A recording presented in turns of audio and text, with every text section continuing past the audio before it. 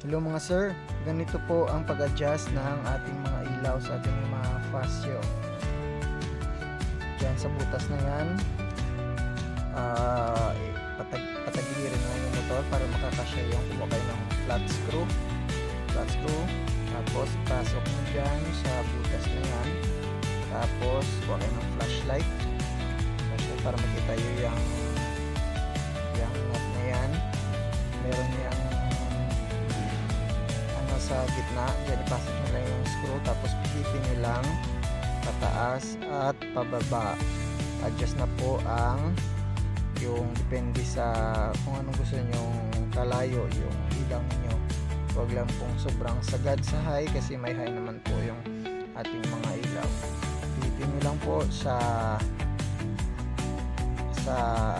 kung anong gusto ninyong taas na yung mga ilaw. Ito po.